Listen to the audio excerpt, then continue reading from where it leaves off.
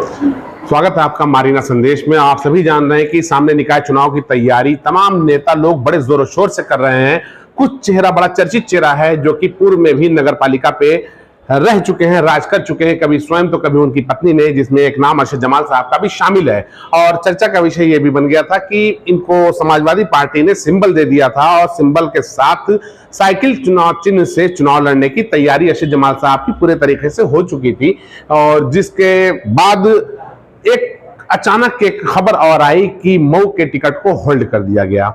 उसके बाद लगातार लोगों में भ्रांतियां बनी हुई थी कि किसको मिल रहा, अफवाहों का बाजार गर्म था। लेकिन लास्ट में आबिद अख्तर को चुनाव चिन्ह साइकिल मिल गया और चुनाव चिन्ह के साथ उन्होंने नामांकन किया, सिंबल के साथ नामांकन उन्होंने किया। और पर्चा दाखिला करने के बाद अब सवाल ये उठता है, जो पूर्व में राजनीतिक चेहरे थे जिनको बड़ी उम्मीदें थी और लोग यहाँ के काफी, उनका कैडर भी है, लोग भी इंतजार कर रहे थे कि अरशद जमाल साहब भी लड़ाई में आएंगे। लेकिन फिलहाल इनको लड़ाई के बाहर समाजवादी पार्टी ने कर दिया, क्योंकि समाजवादी पार्टी का टिकट दूसरे को मिल गया। ऐसे में तमाम तरह तरह की चर्चाएं और अफवाहें चल रही थी। आज ईद का दिन है। ईद के दिन में हमको जो सूचना मिली कि इनकी पत्नी यानी पूर्व चेयरमैन महोदया जो शाहिना अरशद जमाल साहिबा हैं, इन्होंने निर्दल प्रत्याशी के रूप में पर्चा दाखिल किया है और उनके घर पर हम आए हुए हैं। यहाँ पर सामने आप देख सकते हैं कि ये अरशद जमाल साहब के यहाँ पर हम लोग मौजूद हैं। फिलहाल अरशद जमाल साहब यहाँ है नहीं, लेकिन उनके घर पर हम लोग आए हुए हैं जहां पर ये सूचना मिलने के बाद उनके जो समर्थक हैं लगातार आते जा रहे हैं उनको बधाई देने के लिए। जबकि अरशद जमाल साहब नहीं, उनकी पत्नी ने निर्दल प्रत्याशी के रूप में 2 सेट में पर्चा भरा है। तो अरशद जमाल साहब की जगह जब उनकी प्रत्याशी का नाम आया है, उनकी पत्नी का नाम आया है, तो यहाँ पर लगातार आप देख रहे हैं कि जब से हम लोग आए हैं आने जाने का सिलसिला, देखिए पीछे भी एक साहब और आ गए हैं। इस तरीके से आने, जबकि थोड़ा कैमरा पीछे कर इनको भी दिखा दें, आने जाने का सिलसिला लोगों का लगातार यहाँ जारी हो गया है और शुभकामना देने के लिए सभी लोग आते जा रहे हैं। जबकि अभी अरशद जमाल साहब यहाँ मौजूद नहीं है, अरशद जमाल साहब मऊ जिले के बाहर हैं। अब ऐसे में देखना यह है कि क्या अभी 2 दिन बचा हुआ है नामांकन के लिए और इस लास्ट मोमेंट में ये किधर जाता है। जबकि एक तरफ ये पालकी साहब भी सिटिंग चेयरमैन थे और बड़े मजबूत प्रत्याशी वो भी थे, एक उम्मीदवार थे, और एक उम्मीदवार अरशद जमाल साहब भी थे, जो कि पूर्व चेयरमैन ये भी रह चुके हैं, इनकी पत्नी भी रह चुकी है। इन लोगों का राजनीतिक कैरियर जो है यहाँ की मऊ की जनता बड़े अच्छे तरीके से जानती है। वहीं जहां इन लोगों की लड़ाइयां आपस में चल रही हैं, ऐसी लड़ाइयों के बीच में भारतीय जनता पार्टी ने अभी तक कोई ऐसा चेहरा सामने नहीं लाया है, ना ही कोई उम्मीद जाहिर की है। कोई कह रहा है किसी यादव को मिलेगा, तो कोई कह रहा है कि किसी शेड्यूल कास्ट को मिलेगा, तो वहीं कोई कह रहा है कि किसी अपर कास्ट को मिलेगा। लगातार अफवाहों का बाजार भाजपा को भी लेकर गर्म चल रहा है, लेकिन भाजपा का पर्चा और अभी तक भाजपा का पत्ता खुला नहीं है कि भाजपा किसको सिंबल देगी, किसको भाजपा चुनाव लड़ाएगी। हर आदमी अपनी तैयारियां बड़े जोरों शोर से कर रहा है। लेकिन एक बात हम आपको और बता दें, यहां याद दिलाते चले कि समाजवादी पार्टी का ये इतिहास हम लोगों ने अभी विधानसभा चुनाव में भी देखा था कि किस तरीके से अखिलेश यादव साहब ने पूर्व विधायक सुधाकर सिंह को साइकिल का सिंबल दिया, टिकट दिया और उनको घोसी से प्रत्याशी बनाया। वहां से सिंबल लेके आए हैं, आने के बाद पता चला कि इनका वो निरस्त कर दिया गया। वहां से पैराशूट से उतरे हुए यानी भाजपा के जो बागी नेता थे, मंत्री जो थे दारा सिंह चौहान, उनको टिकट दे दिया गया।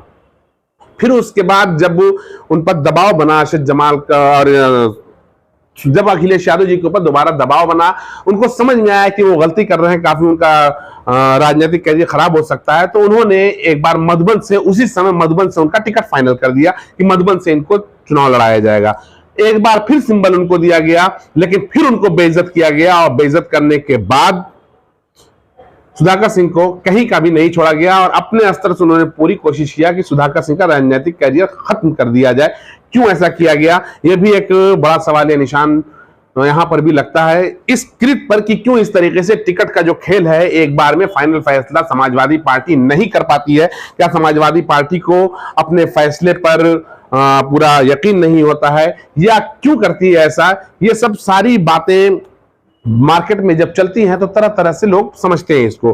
फिलहाल ये उनके इतिहास को देख करके ये जाना जा सकता है कि किस तरीके से समाजवादी का खेल चलता रहता है। तो ये चीज कोई खास नहीं है, बिल्कुल आम बात है। जिसको समाजवादी उम्मीद देती है कि आपके साथ हम अच्छा करेंगे, बुरा उनके ही साथ हो जाता है। जैसा आज फिर देखा गया है अरशद जमाल साहब के साथ कि जहां इनको सिंबल का बताया गया कि सिंबल के साथ ये उम्मीदवार रहेंगे, तो वहीं इनको रोक करके आबिद अख्तर साहब को, आबिद अख्तर साहब भी बिल्कुल नौजवान है, युवा चेहरा है और अभी उनकी अच्छी खासी पहचान भी मऊ शहर में सिंबल मिलने के बाद से होने लगी, चर्चा चलने लगी कि आबिद अख्तर साहब भी कौन है। तमाम न्यूज चैनलों पर भी देखा गया और पोर्टल पर भी देखा गया। आबिद अख्तर साहब का बायोडाटा बताया गया कि आबिद अख्तर साहब कहां के रहने वाले हैं, कितनी उम्र है, किस फैमिली से बिलोंग करते हैं, उनका भी परिचय मीडिया द्वारा कराया गया सपा का टिकट सिंबल मिलने के बाद। लेकिन इन तमाम अफवाहों और चर्चाओं के बीच में हम अरशद जमाल साहब के आए हैं और यहाँ पे देख सकते हैं कि जो समर्थक हैं आते ही चले जा रहे हैं। बाहर भी कुछ लोग आके खड़े हैं, वीडियो बन रहा है इसलिए थोड़ा संकोच कर रहे हैं, सामने नहीं आ रहे हैं। तो ये लगातार जो शुभकामनाओं का जो सिलसिला जारी हुआ है आज ईद के दिन, तो अब ऐसा लग रहा है कि एक नया जोश इन लोगों के अंदर आ गया है। फिलहाल अरशद जमाल साहब यहाँ मौजूद नहीं है, अगले इंटरव्यू में अरशद जमाल साहब को भी हम आपके सामने लाएंगे। जहां चर्चाएं तरह तरह की आम हो रही हैं, वहीं पर जब अरशद जमाल साहब से हमारी बात फोन पर हुई तो अरशद जमाल साहब ने यह बताया कि पार्टी का जो निर्देश था उस निर्देश के अनुसार हम पूरा काम कर रहे हैं, लेकिन बाहरी लोगों का बड़ा दबाव है चुनाव लड़ने का और हमने कोई फैसला अभी नहीं किया है। यह अरशद जमाल साहब द्वारा फोन पर बताया गया। साथ ही मार्केट में जो बाजार में या शहर में चर्चा चल रही है ये भी है कि अरशद जमाल साहब निर्दल भी लड़ सकते हैं, बसपा से भी लड़ सकते हैं और सुभाषपा से भी लड़ सकते हैं। ये भी चर्चाएं आम हैं। अब देखना यह है कि ऐसे में अरशद जमाल साहब का एक बड़े फैसले का लोग इंतजार बड़ा बेसब्री से कर रहे हैं। जो फैसला होगा हम आपको दिखाते हैं और हो सकता है कि कल आप इस वीडियो को लगातार आप देखते रहिएगा, मारीना संदेश में बने रहिएगा। कल हम आपको कोई ताजा अपडेट और भी दे सकते हैं और किस तरीके की मऊ में राजनीति जो करवट लेगी और किधर जा करके ये वोट बैठेगी, किधर माइनॉरिटी का वोट जाएगा, किसको लोग अपना चेयरमैन बनाना चाहेंगे, कल इस बात को हम क्लियर करेंगे। तब तक के लिए धन्यवाद।